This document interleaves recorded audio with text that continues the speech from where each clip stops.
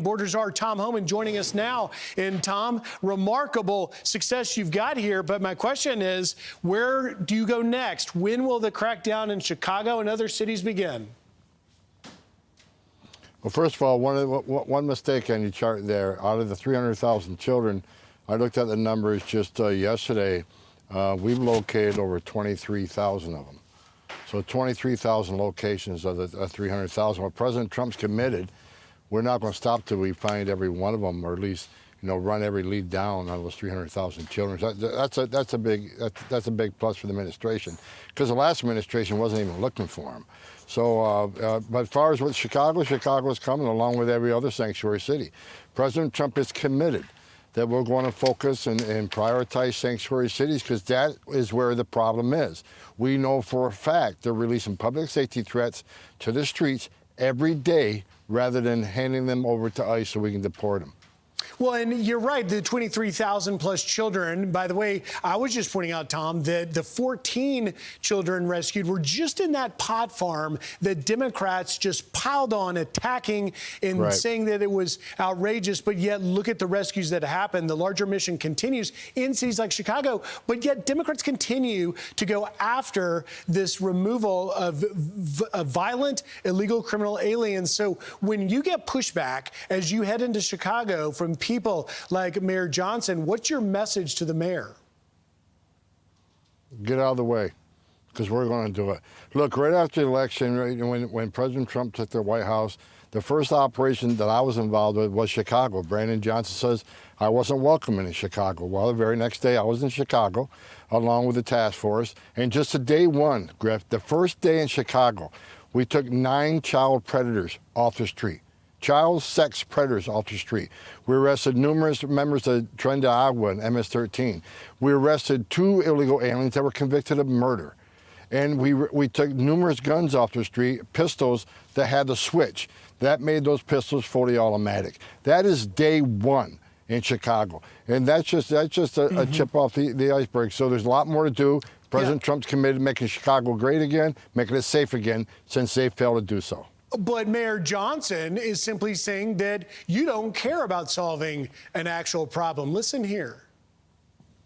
Care about solutions to gun violence or homelessness or immigration. They just don't want to see it. They don't want our communities to be safer for all of us. They just want to play on people's fears. Your reaction, Tom? It's just ridiculous. It's ridiculous. Like I just said, we took guns off the street that were fully automatic in the city of Chicago. That's a solution. We took child sexual predators, people who committed sexual crimes against children, off the streets of Chicago. That's a solution. Taking public safety threats off the streets of Chicago makes Chicago safer. If he had 1 ounce of integrity, he would thank President Trump for making Chicago safer every day. Every day, ICE is taking thousands of criminals off the street of this country, including Chicago. We have a big operation up there that's continuing, and it's about to get a lot bigger. You would think he'd welcome the assistance. His #1 responsibility is the safety and security of that city. If he's not going to do it, President Trump's going to do it. I would think he'd be shoulder to shoulder with us, but it's disgusting that he's not. But we're going to be there anyway. So if you don't want to help, get out of the way. We'll do it. Tom, I want to ask you about a significant arrest, and that is a Mexican illegal alien, criminal record. He was deported 3 times, 3 convictions for sex offenses involving a child under 14, sexual battery, illegal possession of a firearm, and, of course, DUI in robbery. Tell me about what happened here. Well, look, this is just the repeat story of why we need a secure border, Griff. I mean, all these re-entries, and under the Biden administration, we had 10.5 million illegal aliens, coming to our border, a vast majority released. That is why it's so important what President Trump has done. In the last almost 4 months, no illegal aliens been released on the border. We have sent a message to the entire world.